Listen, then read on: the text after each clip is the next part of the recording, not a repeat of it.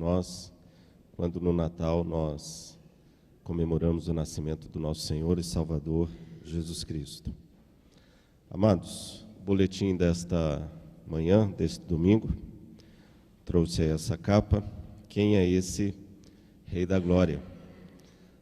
Artigo escrito pelo reverendo Obedes, fazendo uma comparação entre Nelson Mandela e a pessoa de Jesus Cristo, né? Ainda que Cristo seja incomparável, mas o Salmo 24 é um salmo messiânico, onde nós temos ali já um anúncio da pessoa de Jesus Cristo que haveria de vir. Obviamente, o Nelson Mandela, conforme o reverendo Obedes escreveu, não venceu a morte, mas Jesus está vivo, venceu a morte, e por isso eu e você estamos aqui, louvado seja Deus. Quando o salmista, no caso Davi, no Salmo 24, pergunta: quem é esse Rei da Glória? Nós sabemos hoje que a pergunta que está sendo feita é: quem é Jesus? E Natal sem Jesus não existe. Natal é uma festa cristã, e quando falamos de Natal, falamos de Jesus. E nessa manhã eu quero rapidamente, no tempo que nós temos, refletirmos um pouquinho sobre quem é Jesus. Para isso, eu queria ler apenas alguns versículos que vão servir de base para a nossa reflexão, que está em João capítulo 11. Quem não tem a Bíblia, dá para acompanhar no slide. João capítulo 11, vou ler apenas alguns versos desse texto tão conhecido de todos nós.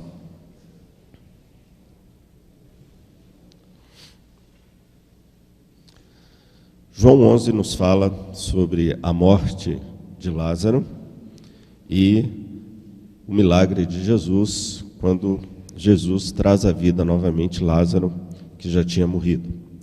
Nos diz o texto sagrado, versos 1 ao 5. Estava enfermo Lázaro de Betânia, da aldeia de Maria e de sua irmã Marta. Esta Maria, cujo irmão Lázaro estava enfermo, era a mesma que ungiu com bálsamo o Senhor e lhe enxugou os pés com os seus cabelos. Mandaram, pois, as irmãs de Lázaro dizer a Jesus: Senhor, está enfermo aquele a quem amas. Ao receber a notícia, disse Jesus: esta enfermidade não é para a morte, e sim para a glória de Deus, a fim de que o Filho de Deus seja por ela glorificado. Ora, amava Jesus a Marta e a sua irmã e a Lázaro. Verso 11. Isto dizia e depois lhes acrescentou: nosso amigo Lázaro adormeceu, mas vou para despertá-lo. Versos 25 e 26. Disse-lhe Jesus: eu sou a ressurreição e a vida. Quem crê em mim, ainda que morra, viverá. E todo que vive e crê em mim não morrerá eternamente. Crês isto? Versos 32 a 36. Quando Maria chegou ao lugar onde estava Jesus, ao vê-lo, lançou-se-lhe aos pés, dizendo: Senhor, se estiveras aqui, meu irmão não teria morrido. Jesus, vendo-a chorar, e bem assim os judeus que a acompanhavam, agitou-se no espírito e comoveu-se. E perguntou: onde o sepultaste? Eles lhes responderam: Senhor, vem e vê. Jesus chorou. Então disseram os judeus: vede quanto o amava. Vede quanto o amava. Senhor, obrigado pela tua palavra, Deus. Obrigado por essa data tão significativa na nossa vida, quando de uma forma especial comemoramos o Natal de Jesus. Te louvamos por Jesus, nosso Senhor e nosso Salvador. Pai amado, fala conosco nesta manhã, nessa nossa reflexão, que o Senhor, ó Pai, venha até o nosso encontro, falando aos nossos corações, às nossas almas, que saiamos daqui abençoados por Ti, ó Pai. Na Tua dependência nos colocamos e assim oramos em nome de Jesus. Amém. Amados, quem é Jesus? Essa é uma pergunta muito antiga. Quando nós lemos lá em João 14, verso 9, Jesus está sendo julgado e Jesus se encontra diante de Pilatos. Pilatos então vira e diz: esse homo. Veja que essa frase não é de Nietzsche, né? Mas quem disse esse homo foi justamente Pilatos, quando ele falou: eis o homem. E Pilatos, novamente, ele inquire a Jesus acerca da verdade. Essa era a grande pergunta dos gregos: o que é a verdade? E ele então vira para Jesus e fala: quid est veritas? O que é a verdade? Na verdade, Pilatos estava diante da verdade. Jesus era a verdade. Essa pergunta por quem é Jesus, ela é muito antiga. É a pergunta central, por exemplo, do Evangelho de Marcos. O Evangelho de Marcos, do primeiro capítulo ao último capítulo, está respondendo à pergunta: quem é Jesus? E todos os evangelhos, de alguma forma, eles tentam nos apresentar quem é a pessoa de Jesus. Há um livro escrito por um autor reformado, Peter Jones, chamado A Falsa Identidade. O subtítulo desse livro é A Conspiração para Reinventar a Pessoa de Jesus. Muitos textos têm sido escritos na tentativa de reescrever a verdadeira história de Jesus. Nós sabemos que nós não temos mais livros do que livros escritos acerca da pessoa de Jesus. Peter Jones diz que mais tem sido dito e escrito sobre Jesus do que qualquer outra figura religiosa.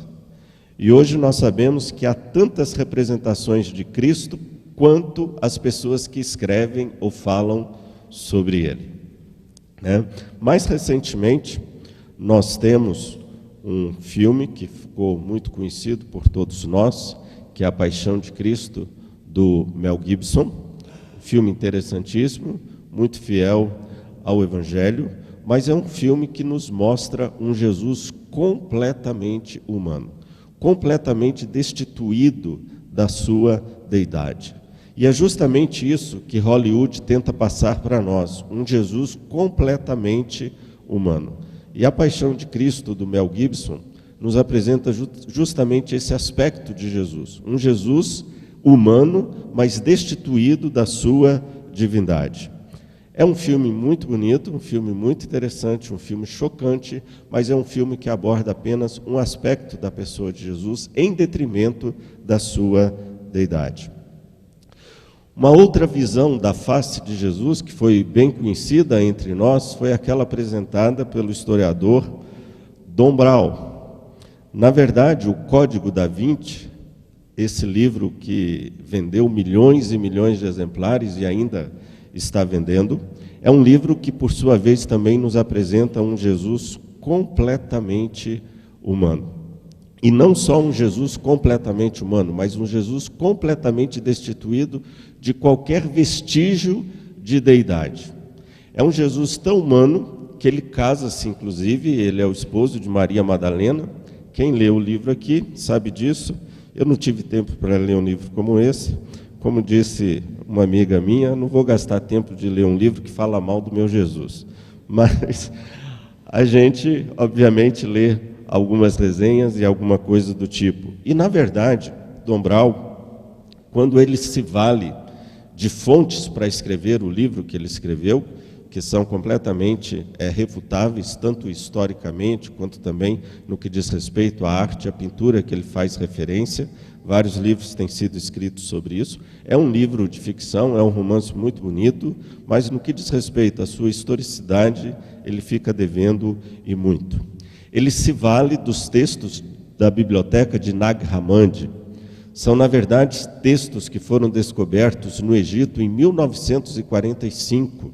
São 52 rolos de evangelhos apócrifos e de textos apócrifos que foram descobertos ali no Egito. Dentre eles, há 5 evangelhos: o Evangelho de Filipe, o Evangelho de Tomé, o Evangelho de Maria, mais 2 outros evangelhos que foram escritos não por Filipe, não por Tomé, não por Maria, mas simplesmente por pessoas que a gente não imagina, nem tem ideia de quem é que foi que escreveu esses evangelhos que foram encontrados ali em Nag Hammadi em 1945. A Godard, que também fez um filme falando sobre a vida de Jesus, o próprio Tom Brown, que escreve o Código da Vinci, falando sobre a vida de Jesus, eles se valem desses evangelhos que trazem relatos sobre o nascimento, vida e morte da pessoa de Jesus. Há um movimento dentro da academia teológica, claro, da parte dos liberais, que estão querendo colocar o evangelho de Tomé na nossa Bíblia como sendo o quinto evangelho. É o evangelho dos 5 evangelhos descobertos em Nag Hammadi, de 1945, aquele que mais se aproxima dos relatos bíblicos, mas mesmo assim tem coisas absurdas. Os evangelhos, eles são blasfemos. Vocês não fazem ideia o que esses textos falam sobre Jesus e sobre a pessoa de Deus. Inclusive, eu me recuso a falar aqui sobre isso, mas é blasfêmia e blasfêmia pura. Então, todos esses autores de Hollywood que tentam reinventar a história de Jesus, apresentar um Jesus completamente humano, como esposo de Maria e coisa do tipo, está baseado justamente nesses evangelhos que foram descobertos em 1945, que datam do 1º, 2º e 3º século da nossa era. O evangelho mais antigo foi escrito 1 século depois dos acontecimentos, de fato e de verdade. Esses textos são textos gnósticos. O que nós temos nesses 52 rolos, irmãos, são um sincretismo entre o misticismo da teologia judaica, principalmente da cabala judaica, ensinamentos egípcios, da mística dos egípcios e também do cristianismo. Então, esse sincretismo forma justamente esse gnosticismo que vai influenciar todos esses escritos. Então, essas pessoas que estão aí tentando reinventar Jesus, isso tudo é baseado nesses textos, que obviamente não entraram na nossa Bíblia, porque, na verdade, são textos espúrios, são textos que não valem, de forma alguma, nenhum crédito histórico ou de acordo com a palavra de Deus. Quando nós falamos sobre um Jesus completamente destituído da sua divindade, como Dan Brown coloca no seu livro Código da Vinci, isso cheira a uma heresia muito antiga chamada docetismo.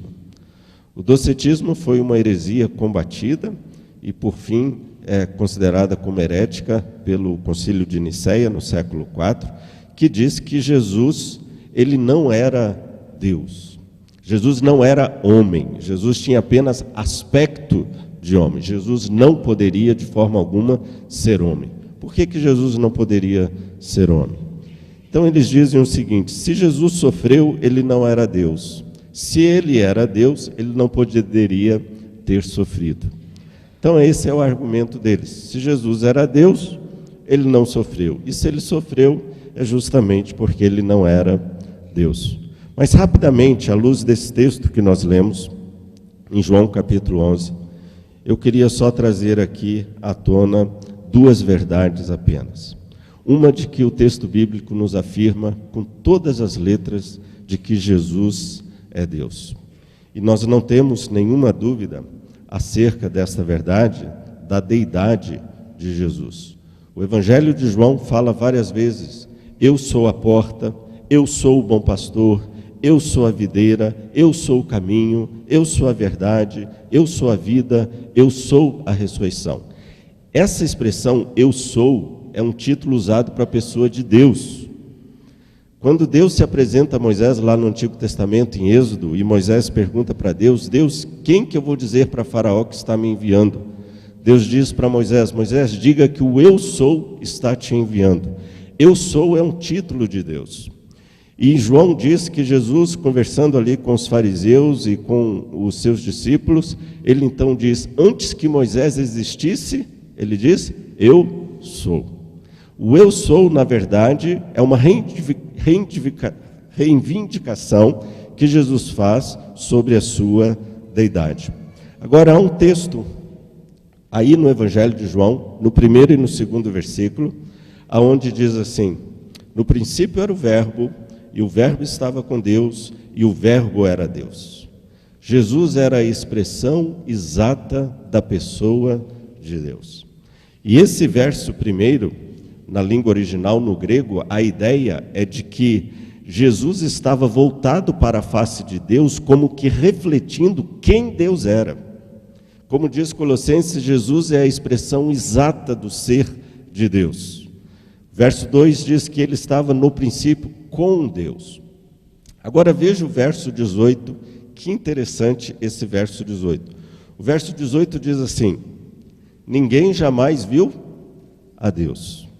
O Deus unigênito que está no seio do Pai é quem o revelou. Jesus vai dizer: quem vê a mim, vê o Pai. Eu e o Pai somos um. Agora, essa expressão do verso 18, veja o finalzinho do verso 18, tem aí essa palavrinha, revelou, não tem? Essa palavrinha revelou, no original, é a palavra exegese. Exegese. Sabe o que isso significa?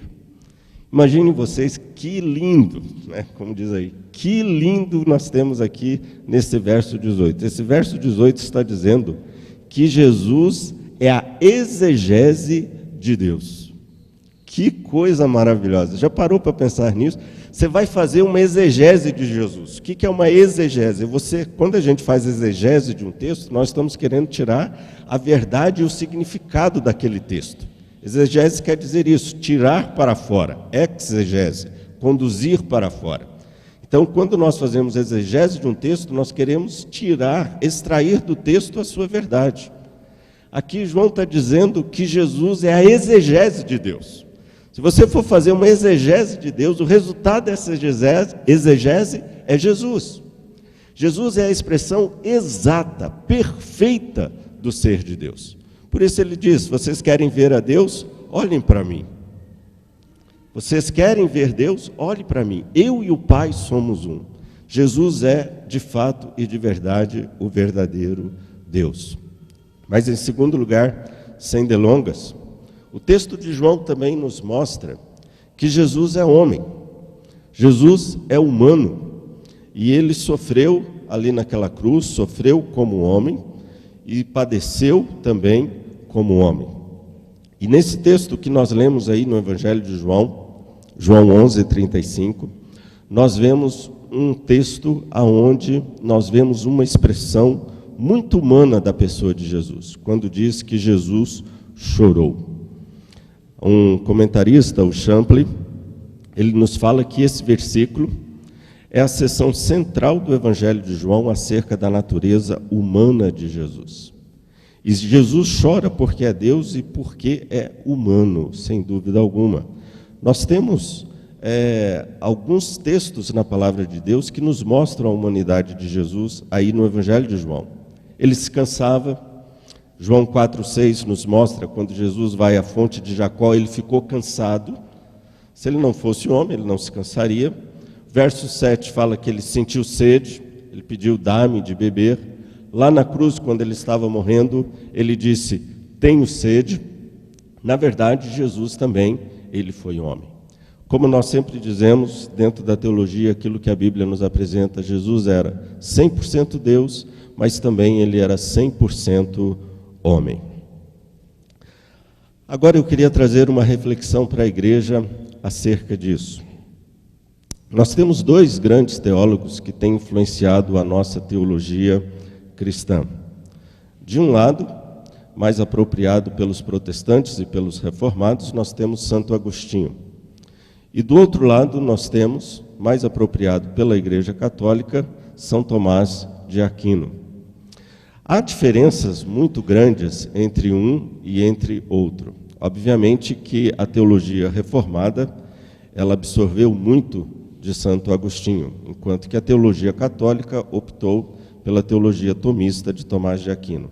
O que eu quero trazer aqui à mente é o seguinte, a reflexão é o seguinte: o Deus que nós vemos em Santo Agostinho é um Deus diferente do Deus que vemos em Tomás de Aquino. O Deus de Agostinho é um Deus que sente, é um Deus que se envolve nesse mundo, é um Deus que participa das nossas dores, é um Deus que participa dos nossos dramas, é um Deus que se coloca ao nosso lado, não é um Deus ausente da história, não é um Deus ausente do mundo. Quando nós olhamos para Tomás de Aquino, nós vemos um Deus descrito por ele como um Deus que simplesmente age, actos puros, ele vai dizer. É um Deus que não sente, é um Deus que não é afetado por nada fora dele mesmo. É um Deus impassível, não é um Deus passível, é um Deus que só age. Bem, aí vocês veem uma grande diferença entre um e o outro. Esse Deus que se apresenta na pessoa de Jesus, porque quando Jesus chora, quem está chorando é o próprio Deus. Nós vemos um Deus que sente, um Deus que chora. E aqui, nesse texto de João, capítulo 11, mais particularmente, nós vemos um Jesus que chora a dor da perda do seu amigo Lázaro. E Jesus também chora com aqueles que estavam chorando. Jesus, ele participa do drama humano. Jesus participa do nosso sofrimento. Jesus, ele é simpático à nossa dor. Conforme vocês sabem, e já tenho dito aqui algumas vezes, ser simpático. A palavra sim quer dizer com, pático vem de patos, patologia, aquilo que você sente. O patos é o sentimento, a palavrinha grega. Quando você fala de uma pessoa simpática, você está falando de alguém que sente aquilo que você sente. Alguém que é capaz de participar da sua dor, do seu sofrimento, da sua história e do seu drama. O que nós vemos aqui em Jesus, no capítulo 11 de João, é um Jesus que participa da nossa dor, participa do nosso drama, participa do nosso sofrer. A mesma palavra é a palavra compaixão, sofrer junto com. E aí, nós vemos que esse aspecto da compaixão, do sofrimento da pessoa de Jesus com aqueles que sofrem, é um aspecto do próprio Deus. Se você olhar um texto muito bonito que nós temos lá em Isaías 63, versículo 9, esse texto nos diz o seguinte: em toda a aflição, está falando da aflição do povo de Deus, há uma versão inglesa que fala em todo o seu sofrimento, a Reina Valera fala em toda a sua angústia do seu povo, ele também se afligiu, ele também sofreu, ele também foi angustiado. O que Isaías está dizendo? Que Deus, quando via o seu povo sofrendo, ele também sofria junto com o seu povo. Quando o povo estava padecendo, Deus também padecia junto com o seu povo. Irmãos, Deus não é um Deus além e aquém da nossa história e do nosso drama. Deus é um Deus que participa também do nosso sofrimento. E porque Deus amava aquele povo, ele sofria com aquele povo. Não sei quantos aqui leram aquele livro A Cabana. Quem aqui leu aquele livro A Cabana? Algumas pessoas, ok. Veja, só uma observação. Não é um livro de teologia, né? Não é um livro escrito para falar sobre, de fato e de verdade, as verdades ortodoxas da Bíblia. Mas é um livro que nos apresenta muitas coisas bonitas e verdadeiras. É um livro que nos fala sobre o problema do sofrimento, sobre o problema da dor.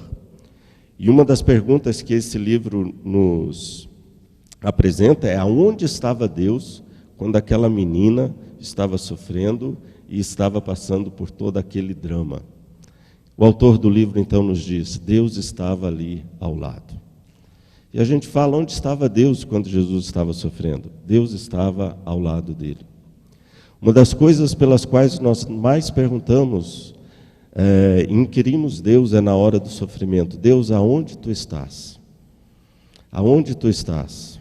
Porque a gente acha que Deus não pode estar presente no sofrimento, mas Deus também está presente na nossa dor, no nosso drama, Ele não nos abandona. Deus está ali presente junto conosco, e Ele sofre porque Ele nos ama. Tem um rabino que eu gosto muito, que é o Abraham Joshua Heschel. Esse teólogo, ele diz uma verdade muito bonita. Ele diz que se você não está envolvido, não existe sofrimento. Deus sofre com o seu povo, Jesus sofre com os seus, porque ele está intimamente envolvido. Se você não ama, não existe sofrimento. Se você não está envolvido, não existe sofrimento. Como dizem por aí, se você não quer sofrer, não se envolva. Se você não quer sofrer, não ame. Então, amar é sofrer. Aliás, a gente só sofre por aquilo que a gente ama, ninguém sofre por aquilo que não ama. Quando a Bíblia fala que Deus sofria quando o seu povo sofria, é porque Deus nos ama. Quando uma mãe vê a sua filha sofrendo, essa mãe sofre junto. Quando um pai vê o filho sofrendo, ele sofre junto, porque ele está intimamente envolvido, ele está intimamente ligado emocionalmente com aquele filho ou com aquela filha. A mesma coisa é Deus. Vou trazer aqui um exemplo à igreja. Quando a gente peca, o que a Bíblia diz que acontece quando a gente peca? Nós ficamos tristes e o Espírito Santo de Deus se entristece. Olha aí, um Deus que tem patos, um Deus que tem sentimentos, é um Deus que é afetado pela nossa dor. No momento que a gente peca, Deus se entristece.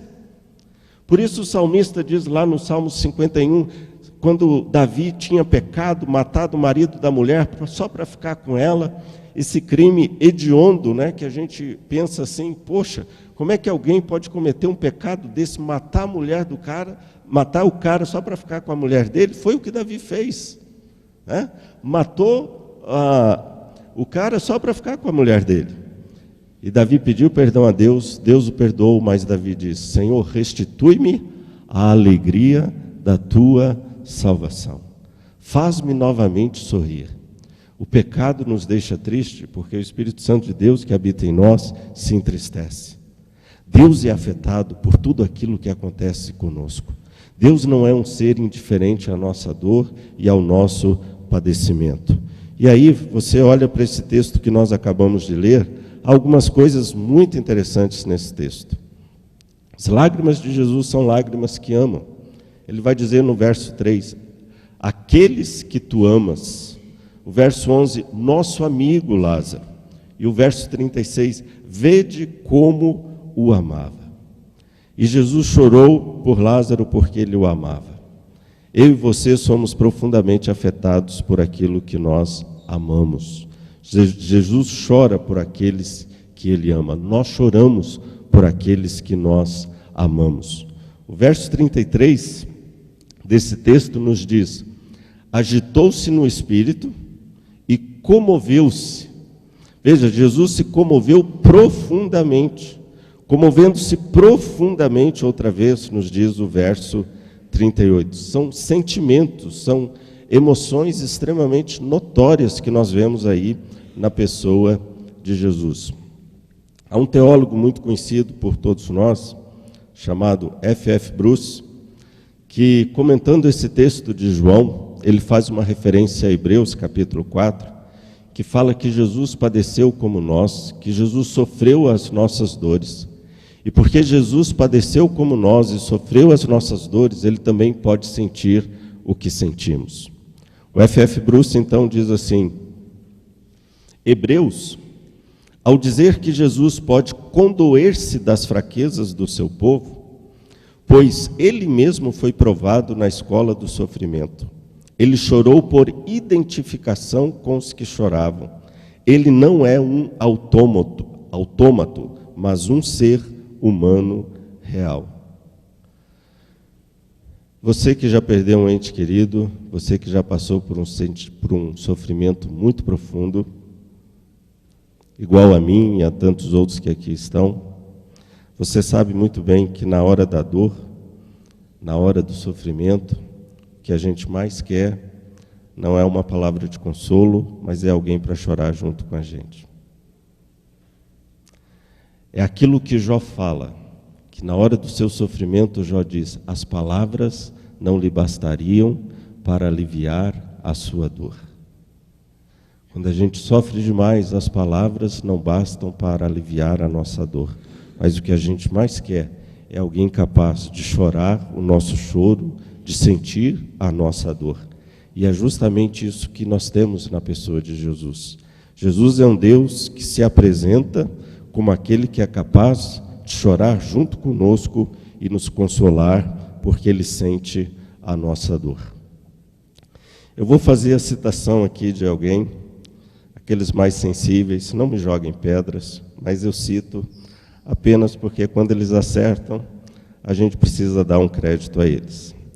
O Papa João Paulo II, ele disse uma frase muito interessante sobre isso, e ele falando sobre o sofrimento, ele disse que Deus não é um ser indiferente ou longínquo, pois não estamos abandonados a nós mesmos.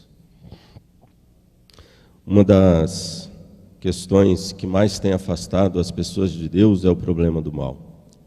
Aliás, o problema do mal é uma das causas do ceticismo de muitas pessoas, que se perguntam: onde está Deus na hora que eu estou sofrendo? Deus está ali ao nosso lado.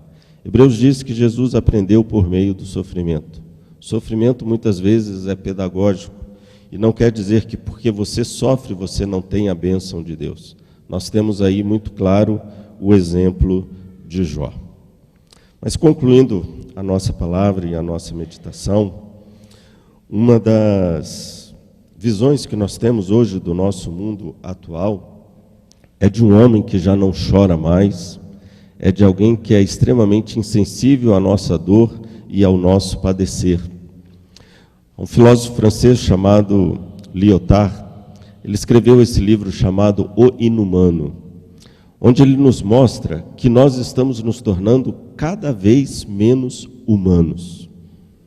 E quanto menos humanos nós somos, mais coisas nós fazemos que não se parecem com aquilo que é verdadeiramente humano. Por isso que alguém que comete um crime hediondo, nós falamos que desumanidade. Quando a gente fala que desumanidade, nós estamos dizendo, se fosse humano não faria isso. Se fosse gente, não agiria dessa forma. Então, na verdade, quando alguém comete um crime, isso é falta de humanidade. Quando alguém faz uma maldade, isso é falta de humanidade. Porque se fosse humano, não agiria daquela forma. Tem dois grandes equívocos que eu e você muitas vezes cometemos, em dois adágios populares muito famosos. Um deles é aquele que diz assim: pecar é humano. Claro que você nunca falou isso, né? Mas a gente sempre diz assim: pecar é humano. Pecar não é humano. Pecar é infra-humano. Pecar, na verdade, é negar a nossa humanidade. Porque se fôssemos verdadeiramente humanos, nós não pecaríamos. Por que a gente peca? Porque somos seres em construção. Nós ainda não somos humanos plenamente. Um outro grande equívoco, de um outro adágio popular semelhante a esse, qual que é? Errar é humano. Errar não é humano, errar é desumano. Porque, na verdade, se fôssemos plenamente humanos, nós não erraríamos. Então, na verdade, o que a Bíblia quer nos dizer com isso? Nós vemos na pessoa de Jesus aquele que foi 100% humano. E porque ele foi 100% humano, ele fazia tudo certinho. Ele não cometia nenhum erro. E, na verdade, então, eu poderia dizer que quanto mais parecidos com Cristo nós formos, mais humanos nós seremos. A encarnação de Jesus não o destituiu da sua humanidade, mas Jesus se encarnou porque o homem foi feito à imagem e à semelhança de Deus. E eu vou dizer uma coisa para vocês: quanto mais humanos eu e você formos, mais parecidos com Cristo nós seremos. Quanto mais desumanos nós formos, menos parecidos com Cristo nós estaremos sendo. Porque o objetivo do crente é ser como Cristo é, plenamente humano. Teve um teólogo da igreja, o Irineu de Lyon, ele diz que ele, Cristo, se tornou o que nós somos, para que ele possa nos tornar naquilo que ele é, 100% homem, 100% humano.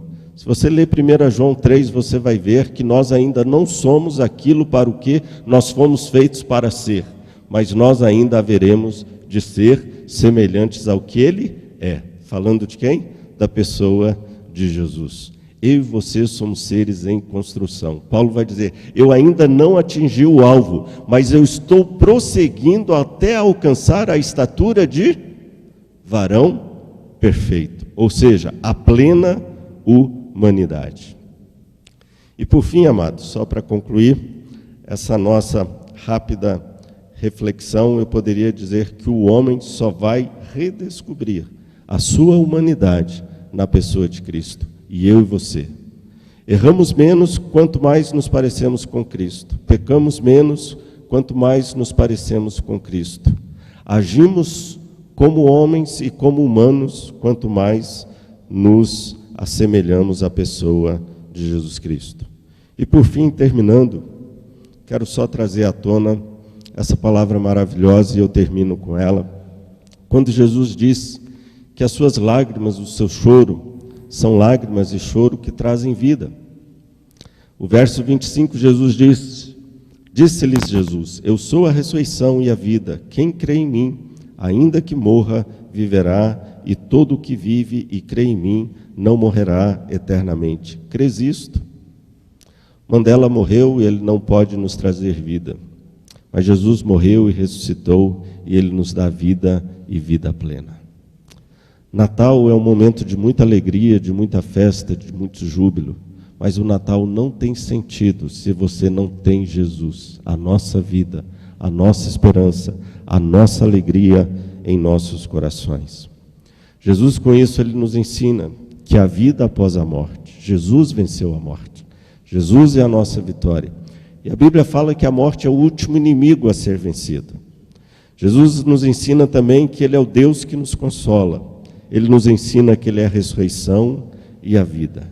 Quem crê em mim, ainda que morra, viverá.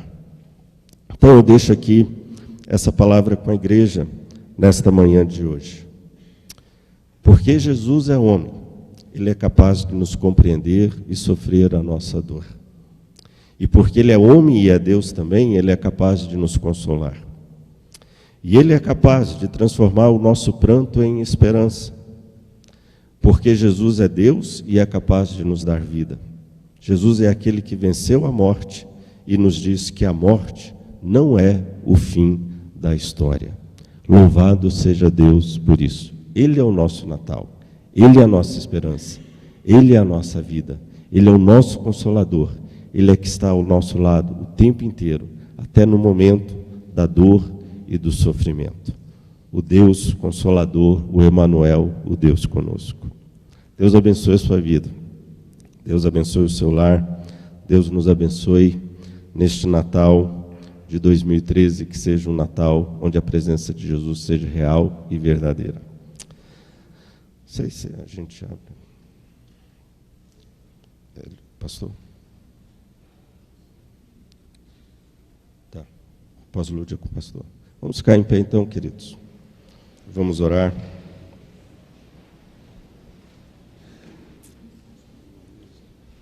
Irmãos, nós esquecemos de lembrar os irmãos que hoje à noite, no nosso culto de Natal, teremos uma cantata apresentada pela mocidade, pelos adolescentes e jovens da nossa igreja, Conjunto Amor Maior e Conjunto Mais Que Palavras.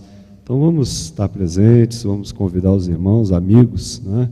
Será uma noite realmente de celebração ao nosso Deus. Vamos orar. Pai querido e amado, obrigado, Deus, porque Tu és aquele Deus que chora junto conosco, ó Pai. Mas não só isso, Tu és o Deus que é capaz de enxugar dos nossos olhos toda lágrima, Pai. Louvado seja o Senhor por isso. Tu és o nosso Deus Consolador. Abençoe-nos, ó Pai, nesta manhã. Te agradecemos pela pessoa de Jesus, o nosso Natal, a razão do nosso viver, de estarmos aqui, ó Pai. Abençoe cada vida que aqui está, cada família que aqui está, que o Senhor traga a Tua bênção, a Tua paz, a Tua alegria, o Teu consolo, a Tua força a cada um. Despede-nos agora, Pai, na Tua paz, e que o amor de Deus, o nosso querido e amado Pai, e a graça bendita de nosso Senhor e Salvador Jesus Cristo, a comunhão, o consolo, o poder e as bênçãos do Santo Espírito de Deus, seja agora e para todo sempre, com esta amada igreja e com todo o povo de Deus, sobre a face da terra, hoje e sempre. Amém. Deus abençoe, queridos, podeis sentar.